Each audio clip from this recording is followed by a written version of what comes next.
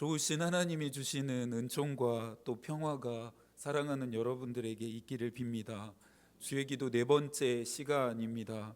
지난 주일에는 하나님의 이름이 세상 가운데서 거룩히 여김을 받으시는 것에 대한 내용들을 우리가 살펴보았습니다. 한 주간의 삶이 어떠셨는지 모르겠습니다. 보냄을 받으신 자리에서 여러분을 통해서 하나님의 이름이 거룩하게 되어지고 또 하나님의 이름이 영광을 받으셨는지 모르겠습니다. 믿는 자들이 끊임없이 묻고 또 물어야 하는 질문이 있습니다.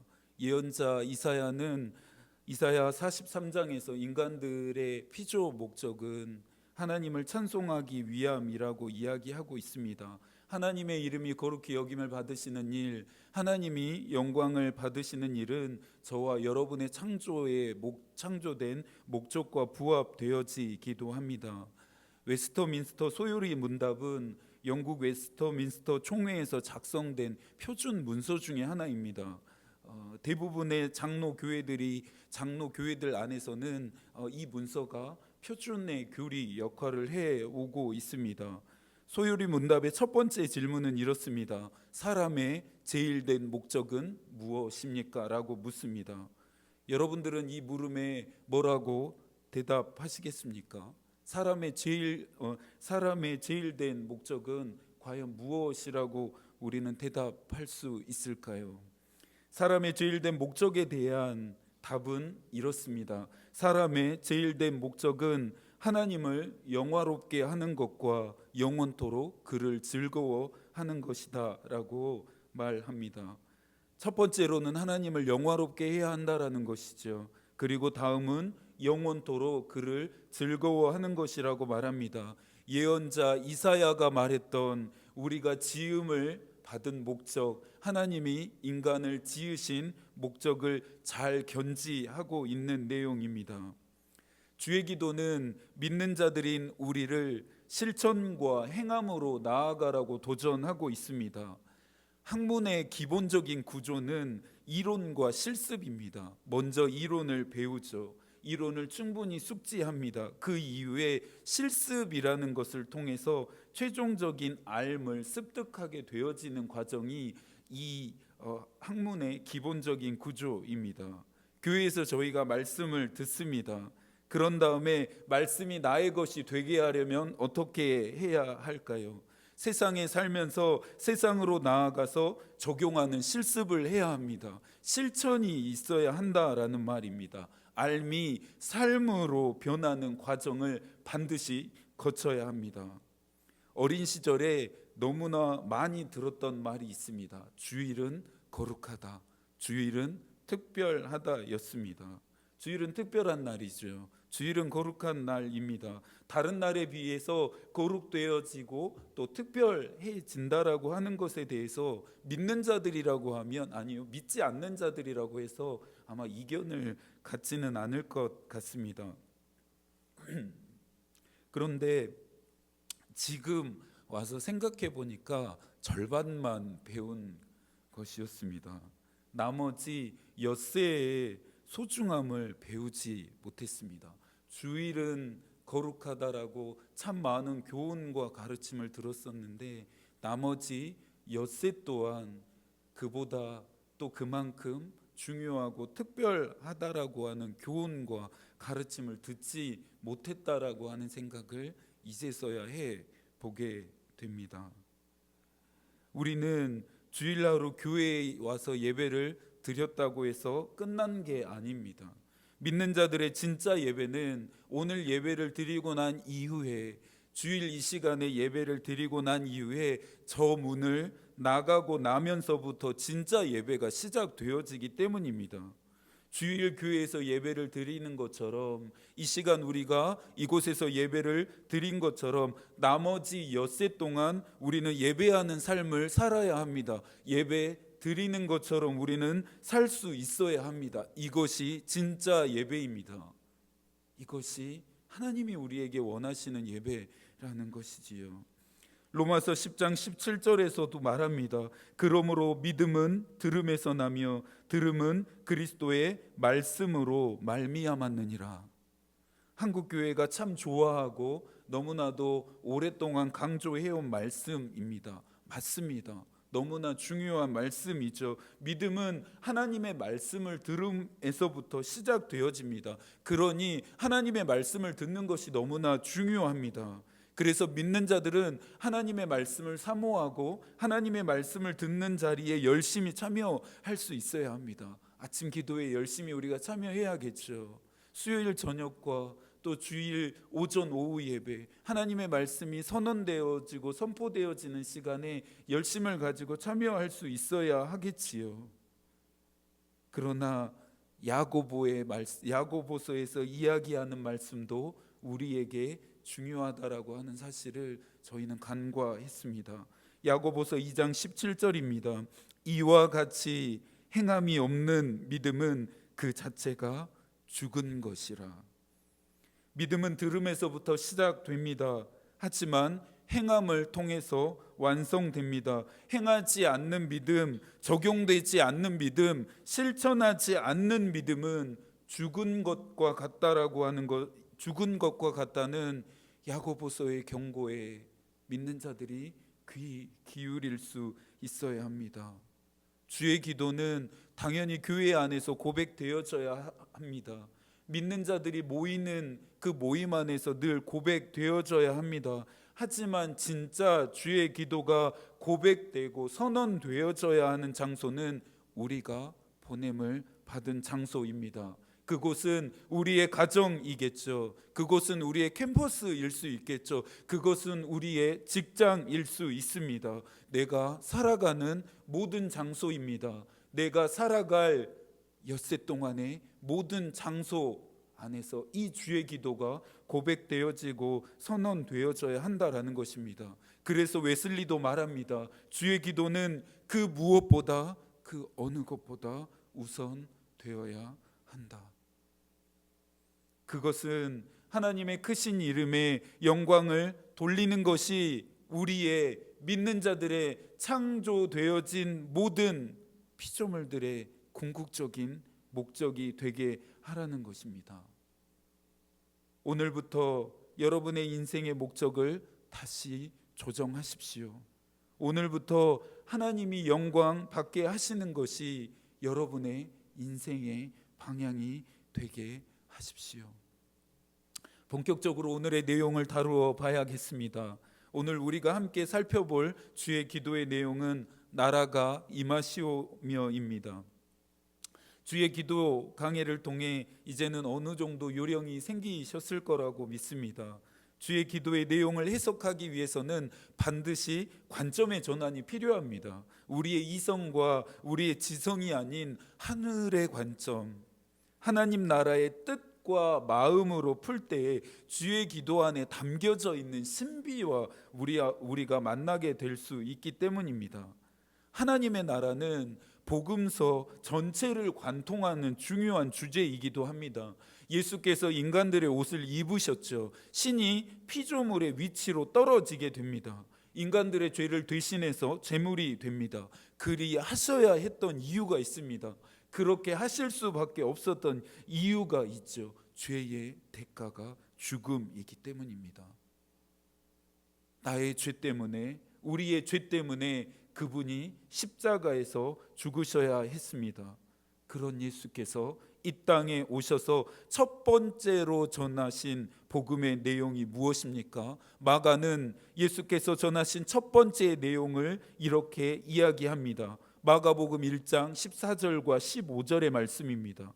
요한이 잡힌 후 예수께서 갈릴리에 오셔서 하나님의 복음을 전파하여 이르시되 때가 찼고 하나님의 나라가 가까이 왔으니 회개하고 복음을 믿으라 하시더라. 요한이 전한 복음, 또 예수께서 전한 복음은 하나님의 나라가 가까이 왔다라는 것입니다. 그러니 회개하고 복음을 받아들이라 경고합니다. 누가도 예수가 전한 복음에 대해 말합니다. 누가복음 10장 11절이죠. 너희 동네에서 우리 발에 묻은 먼지도 너희에게 떨어버리노라. 그러나 하나님의 나라가 가까이 온 줄을 알라 하라. 여러분, 복음서에 기록된 예수의 말씀을 읽으면서 또 예수의 말씀을 들으면서 이상한 점을 느끼지 않으셨나요? 글쎄요, 목사님, 뭐가 이상한지 잘 모르겠습니다라고 대답하실 것 같습니다. 지금은 잘 부르지 않는데 예전에 교회 학교에서 참 많이 불렀던 찬양이 있습니다. 가사가 이렇습니다. 돈으로도 못 가요, 하나님 나라. 힘으로도 못 가요, 하나님 나라. 거듭나면 가는 나라, 하나님 나라. 믿음으로 가는 나라, 하나님 나라. 단순한 찬양입니다. 짧은 찬양이죠. 그런데 어쩌면 복음의 내용을 이리도 잘 표현해 내는지 모르겠습니다. 때로는 한 편의 긴 설교보다 이처럼 단순한 찬양 하나가 더 낫다는 생각을 하게 됩니다.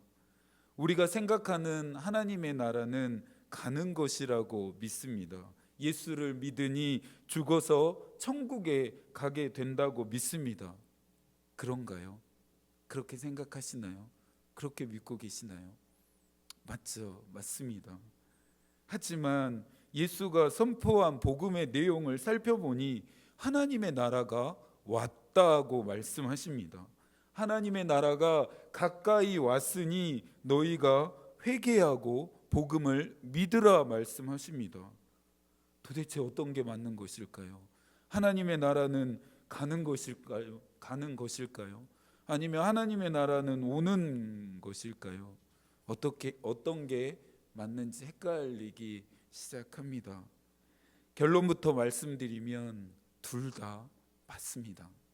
이것은 맞고 틀림의 문제가 아니라 의미의 문제입니다. 주의 기도는 하나님의 나라가 임하기를, 하나님의 나라가 오기를 기도하라고 말하고 있으니 오늘 이 시간에는 저희는 하나님의 나라가 오는 것, 하나님의 나라가 임하는 것에 대한 의미를 좀 살펴보고 싶은데요. 성경 연구가인 아더 핑크는 하나님의 이름은 이 땅에서 그의 나라가 우리의 마음에 임하는 만큼, 그리고 그의 뜻이 우리에 의해 이루어지는 만큼만 영광을 입으신다라고 말합니다. 하나님의 나라가 이루어지는 것만큼, 그리고 그분의 뜻이 우리에 의해서 이루어지는 만큼만 하나님이 영광을 입으신다라는 것입니다. 평생을 이 땅에서 하나님의 나라가 임하기를 꿈꾸셨던 대천덕 신부님은 하나님의 나라가 오는 것에 대해서 생전에 다음과 같이 말씀하셨습니다. 하나님의 나라는 이 땅에서 의가 이루어지는 것이다. 그러니 그 의를 찾고 정의를 실현하라. 대천덕 신부님이 말하는 하나님의 나라도 이 땅 가운데 하나님의 뜻이 이루어지는 것이었습니다. 우리가 드리는 주의 기도는 이 땅 가운데 하나님의 뜻이 이루어지게 하는 기도입니다. 이 땅에 하나님의 나라가 임하도록 간절히 요청하는 기도가 되는 셈입니다. 주의 기도에서의 이 하나님의 나라는 장소가 아니죠. 여기에서 말하는 하나님의 나라는 하나님의 통치입니다. 하나님의 다스리심입니다. 하나님의 영향력입니다. 학교 다니실 때 아마 사회 시간에 배운 내용일 것 같은데요. 혹시 국가를 구성하는 세 가지 요소가 무엇인지 생각나시나요? 배웠던 거 혹시 생각나시나요? 국가를 구성하려면 세 가지의 조건이 충족되어야 합니다. 영토와 국민과 주권이 있어야 합니다. 이 통상적인 범위 안에서 이 세 가지의 요소가 충족되어야 우리가 아는 한 나라, 한 국가가 수립되어집니다. 다른 요소는 제쳐두고라도 그럼 한 나라, 한 국가의 구성 요소가 되는 영토는 어떻게 정해지는 것일까요? 혹시 어린 시절에 땅 따먹기 해 보신 적 있으신가요? 지금 생각해 보면 그 이 땅 따먹기라고 하는 이 놀이가 정말 막대하고 거대한 부동산 전쟁인데 그때는 너무 생각 없이 겁 없이 했었던 것 같습니다. 땅 따먹기 할 때 여기까지는 내 땅 하고 선을 긋습니다. 여기까지는 네 땅 하면서 선을 긋습니다. 그러면서 내 땅과 함께하는 친구의 땅의 경계가 그렇게 정해지게 됩니다. 그렇게 선을 긋듯이 국가의 영토도 정해지는 것일까요? 국가의 영토도 이만큼 선을 긋고 너네 나라 땅, 이만큼 선을 긋고 우리나라 땅 그렇게 정하게 되는 것일까요? 그렇지 않습니다. 만약 그런 식으로 국가들의 영토를 정하게 된다면, 국가들의 경계를 정하게 된다면 아마 우리가 보고 있는 세계 지도는 아마 엉망진창일 것입니다. 그렇다면 한 국가의, 한 나라의 영토는 어떻게 정해지는 것일까요? 국가 간의 경계는 그러면 어떻게 결정이 되어지는 것일까요? 그 국가의 영향력이 미치는 곳까지입니다. 그 국가의 통치력이 미치는 곳까지가 곧 그 나라의 영토가 되어지는 것입니다. 하나님의 나라가 장소의 개념이 아니라고 했던 것 생각나시나요? 그렇다면 하나님의 나라는 어디까지일까요? 하나님의 나라는 어디까지가 하나님 나라의 경계가 되는 것일까요? 하나님의 통치가 미치는 곳까지입니다. 하나님의 다스리심이 미치는 곳까지입니다. 하나님의 영향력이 유효한 곳까지가 하나님 나라가 되는 것입니다. 물론 하나님이 이 세상을 지으신 분이시니, 온 하늘과 온 땅을 지으신 분이시니, 모든 피조 세계를 지으신 분이시니 모든 것이 그분의 것이고 모든 것이 그분의 다스리심 안에 있다 말할 수 있습니다. 그런데 지금 우리가 말하는 것은 무엇입니까? 하나님께 영광을 돌리고 하나님의 이름이 거룩히 여김을 받게 되어지는 일이 일부에서만 일어난다라는 것입니다. 제한된 곳에서만 이와 같은 일들이 일어나고 있다라는 것입니다. 모든 나라와 모든 민족이 하나님께 영광을 돌려야 합니다. 모든 나라와 모든 민족이 하나님의 이름이 거룩히 여김을 받으시도록 해야 합니다. 그런데 그렇지 않고 있다라는 것이죠. 하나님의 통치를 인정하지 않고 여전히 대적하고 거역하는 나라들이 있고 민족들이 있다라는 것입니다.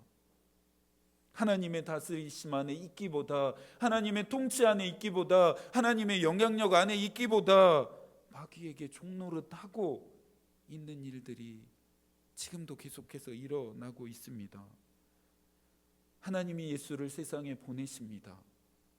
그 목적은 구속의 사역을 위함이었습니다.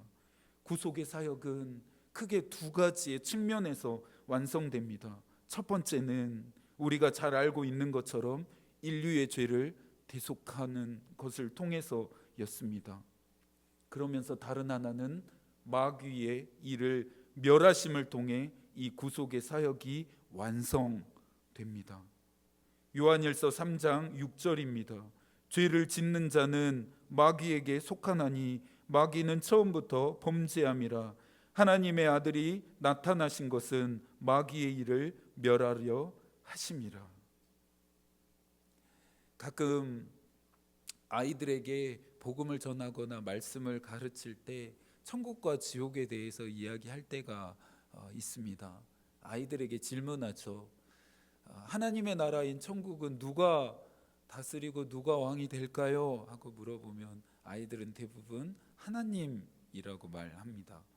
그러면 지옥은 누가 다스리고 누가 통치할까요? 라고 물어보면 아이들이 너무나 해맑게 마귀라고 이야기합니다. 천국은 하나님이 다스리는 곳, 지옥은 마귀가 다스리고 마귀가 통치하는 곳이라고 아이들이 보통 그렇게 생각하기도 합니다. 근데 그렇지 않죠. 그렇지 않습니다. 예수께서는 우리는 구원하시지만 마귀는 심판하십니다. 심판의 대상에, 진노의 대상에 마귀도 포함되어 있다라고 성서가 분명하게 밝히고 있습니다. 그들이 하는 모든 일들을 예수께서 산산이 부서뜨리십니다. 그리고 재림하실 때에 마귀의 영향력들, 마귀의 통치, 마귀의 다스림을 모두 다 깨트리시겠다라고 예수께서 약속하셨죠. 선교학자인 랄프 윈터는 이 하나님의 구속 사역을 너무나 흥미진진하게 표현했습니다. 한번 들어보시겠어요? 하나님은 사단의 통치를 그대로 용납하실 수 없었다. 사단의 통치에 대항한 하나님 나라의 탈환 작전은 예수님이 오시기 전부터 시작되었다. 성경은 하나의 핵심 주제로 엮인 드라마다. 즉 원수가 점령한 영토 안으로 살아계신 하나님의 능력이 침투해 들어와 영적 전쟁을 벌임으로써 이루어지는 하나님 나라의 탈환 작전이다. 죄로 말미암아 마귀의 영향력, 마귀의 통치, 마귀의 다스림이 세상과 인간들에게 유효해지게 되었습니다. 그런데 하나님이 그것을 그대로 용납하실 수 없다라고 랄프 윈터가 이야기하고 있습니다. 사단의 통치에 대항했던 하나님 나라의 이 탈환 작전이 예수님 오시기 전부터 시작되었고 예수가 오심으로 말미암아 본격적으로 이루어지고 있다라고 이야기합니다. 이것을 이야기하는 이 이야기의 책이 우리가 읽고 있는 성서라고 랄프 윈터가 이야기하고 있습니다. 원수가 점령한 영토 안으로, 마귀가 다스리고 있는 영토 안으로, 마귀가 통치하고 마귀의 영향력이 미치는 영토 안으로 무엇이 침투하고 있다라고 말합니까? 살아계신 하나님의 능력이 침투하고 있다라고 말합니다. 십자가의 능력이 침투에 들어가고 있다라고 이야기합니다. 마귀의 능력과 살아계신 하나님의 능력이 이제 부딪히면서 전쟁을 벌이고 있다라고 이야기하고 있습니다. 하나님의 나라가 임하는 것을 간청하는 주의 기도는 예언자 하박국의 꿈이 이 땅 가운데 이루어지는 것이기도 합니다. 하박국의 꿈이 무엇이었습니까? 하박국 2장 14절입니다. 이는 물이 바다를 덮음같이 여호와의 영광을 인정하는 것이 세상에 가득함이라.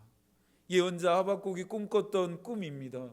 예언자 하박국이 이루어지기를 꿈꿨던 세상입니다. 물이 바다를 덮음같이 여호와의 영광을 인정하는 것이 세상에 가득하게 되어지는 것, 주의 이름이 온 세상 가운데 모든 민족 가운데서 거룩히 여김을 받게 되어지는 것을 예언자 하박국은 꿈꿨습니다.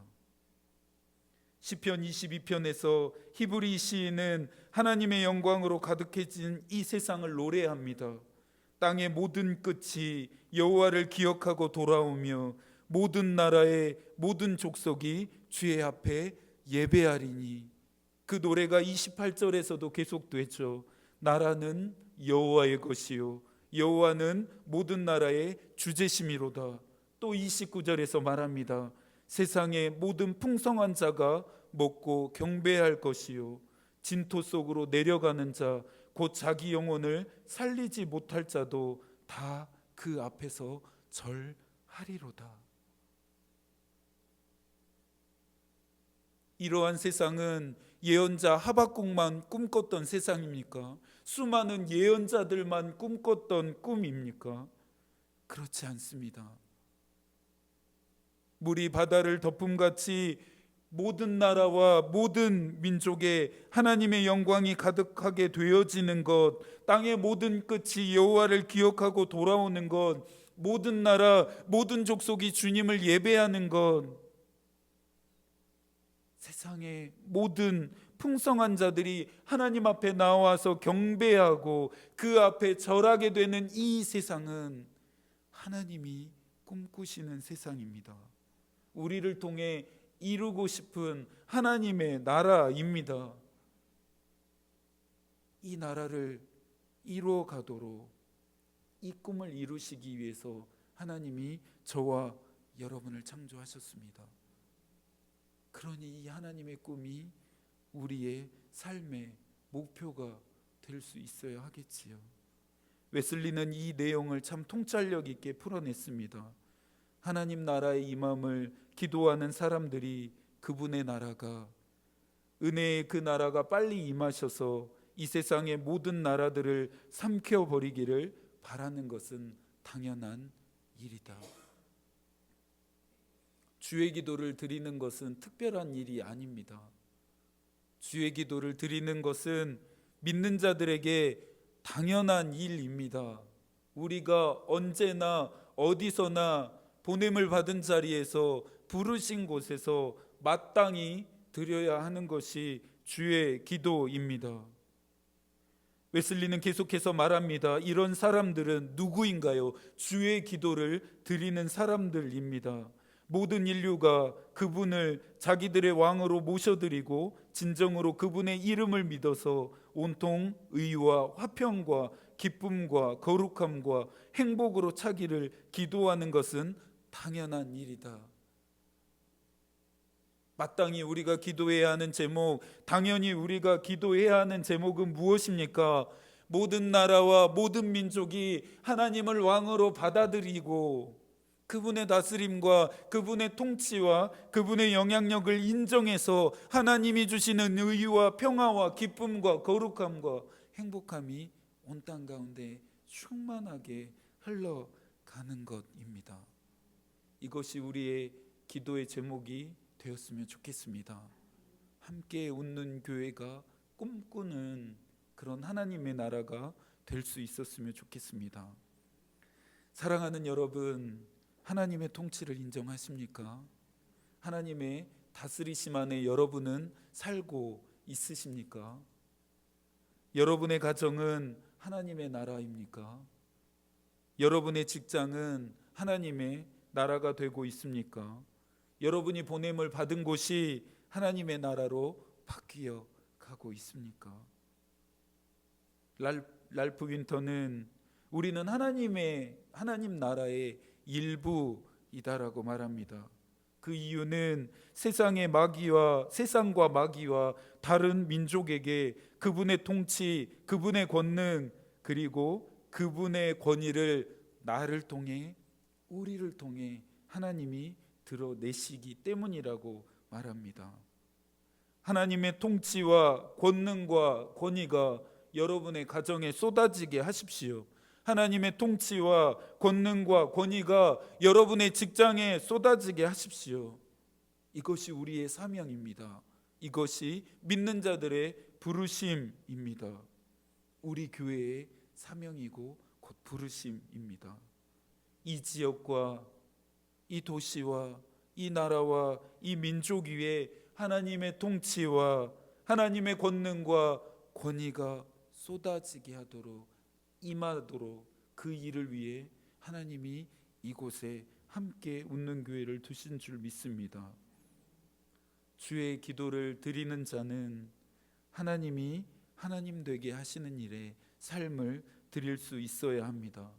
하나님의 통치와 다스림에 있는 모든 것들이 마귀들까지 굴복하게 하는 일에 십자가의 그 능력이 세상 한가운데 드러나게 해야 합니다. 나라가 임하시오며라고 하는 이 기도는 믿는 자들의 가슴을 뛰게 하는 기도입니다. 탐욕과 정욕에 물들어 있는 여러분들의 가슴을 오늘 주신 말씀으로 흔들어 깨우십시오. 그리고 하나님의 말씀하심에 응답하십시오. 하나님의 나라가 임하는 일에, 하나님의 나라가 오게 하는 일에 나를 사용해 주십시오라고 기도하십시오. 이 한 주간도 저와 여러분을 통해 하나님의 나라가 이 땅 가운데 임하게 되기를 소망합니다. 하나님의 마음이 우리의 기도가 되고 하나님의 뜻이 우리의 길이 되기를 빕니다. 아멘.